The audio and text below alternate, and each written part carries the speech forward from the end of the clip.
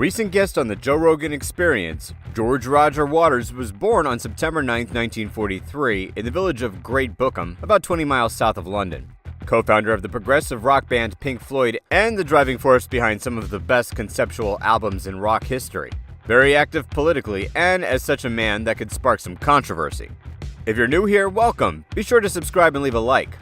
Let's dig a little deeper and check out 12 things you may not know about Roger Waters. Number 12. His father died when he was only 5 months old.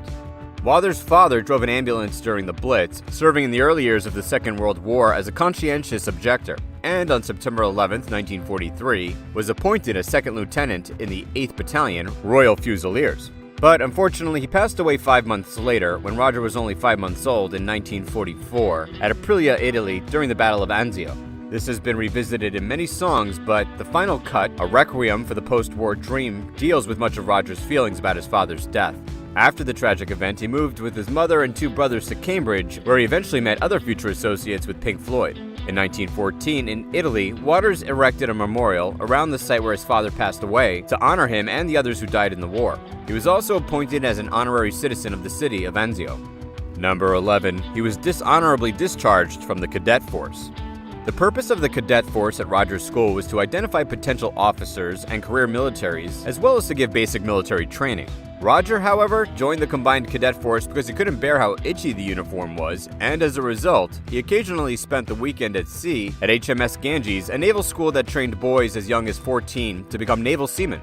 Initially, he was shocked by it all, but eventually became fond of life at sea and being a leading seaman. Part of it was because he enjoyed firing guns and dominating other people, as he said in interviews. As a consequence, he was roundly hated around, and on one particular weekend, he was set upon by a bunch of enraged schoolboys. It seemed like a foreshadowing of the attitude issues that would ultimately lead Roger to leave Pink Floyd. He eventually was dishonorably discharged after deciding that he didn't want to be part of it anymore. And because there was no provisions in the guidelines for resignation, he just returned his uniform and informed them that he would no longer be going. On his last school report, it was written, Waters never fulfilled his considerable potential and was dishonorably discharged from the cadet force. Number 10. He was the only to ever fail the 3rd year without being made a prefect. While on the cadet force, he failed on his A levels of math. As a result, he had to repeat the 3rd year. Actually, he was the only boy in the living memory of the school's history to have stayed on for a 3rd year in the 6th without being made a prefect, which is something Rogers remembers quite proudly. His violent nature with the other students, destroying school property, and dishonorable discharge might also have contributed to the decision of not making him a prefect. The time spent in this school served as an inspiration for writing Another Brick in the Wall. Number 9. Roger references his mom in Welcome to the Machine.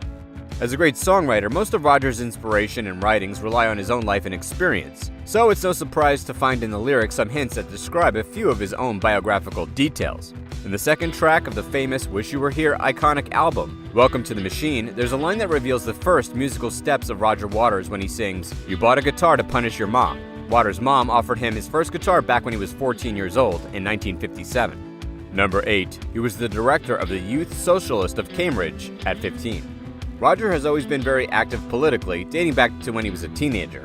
At 15, after a short-lived militarism of the naval cadets, he became involved as a chairman of the youth section of the Campaign for Nuclear Disarmament in Cambridge, dealing with young people and students who were not at the university. He took part in a number of marches for this cause, going from Aldermaston to London, and notoriously rose to the position, as well, of chairman of the Cambridge Youth Socialists, although he later believed that all of this was done more to impress his mother, who was a card-carrying communist until 1956, rather than act out of his own views. Number 7. Roger was a sharp sportsman. Although Roger can never recall happy memories from school, when asked in interviews, many of the friendships and future members and associates with Pink Floyd shared a collective physical sport with him. A few of them were part of the same teams he was on. Bob Close, ex-guitar player in the band's previous incarnation, and Storm Thorgerson, graphic designer of Pink Floyd, were both with Roger on the Country High cricket team. In addition to cricket, he also played rugby and had a team member, Jeff Motlow, who had a band called Jeff Mott and the Mottos, where Syd Barrett played guitar. Number 6. He's a big Arsenal fan. The mythic Liverpool chant, "You'll Never Walk Alone," was used in Pink Floyd's song Fearless, which made many people believe that Floyd's members were fans of the Reds, but that is simply not the case. In a Twitter video which focuses on an incident that Celtic fans made in response to what took place in Gaza, Roger, amid Celtic praise, confirmed that he was an Arsenal fan in the end. This love may be hinted in one of their songs, The Gunner's Dream, on the final cut. Despite being about World War II and the attacks that the IRA did in 1982 in the UK, the title was accordingly chosen by the two Arsenal fans Waters and Gilmore to allude and serve as a hint to their favorite soccer team. For Waters, Us and Them could probably be written in about two mega rivals in London, Arsenal and Chelsea. Number 5. Roger Waters joined Pink Floyd as a guitar player. Roger's first instrument in one of Pink Floyd's first incarnations was the guitar. He started as the lead guitar player, but soon after was replaced by Bob Close and shifted to rhythm guitarist. Later on, he refused to acquire a better and more expensive electric guitar, and coinciding with Syd Barrett's joining the band, he switched to his iconic position as we know him, as the bass player. As Waters is recalled by other members and associative of the band as a not very developed musician, Nick Mason, the drummer, later remembered in an interview how thankful he was that Roger wasn't pushed to the drum kit, which would have made him a roadie. Number 4. Roger's spitting on a fan sparked the idea for The Wall. There was a specific moment at his show that sparked the idea for the conception of the iconic album. It happened during the Animals tour of 1977 at a concert in Montreal's Olympic Stadium. This huge sports stadium with a futuristic tower built for the Olympic Games a year earlier had a very cold and distant feel between the audience and the band. During the concert, a group of fans that were closest to the stage shouted suggestions throughout the show, and thus setting the mood the band had for the audience. In between songs, Roger caught the attention of one fan in particular that was yelling at him to play "Careful with That Axe," which caused him to lose his composure and spit on the heckler. This episode served as a way for the members of the band to reflect on the growing difficulty of bonding with the audience, and as a basis for the iconic album that revolves around the physical and emotional gap between the fans and their idols. The record expands on this and revolves around isolation, alienation, and communication problems. Number 3. Roger is amongst the 10 wealthiest bass players ever. He wrote one of the most critically acclaimed records in history, The Dark Side of the Moon.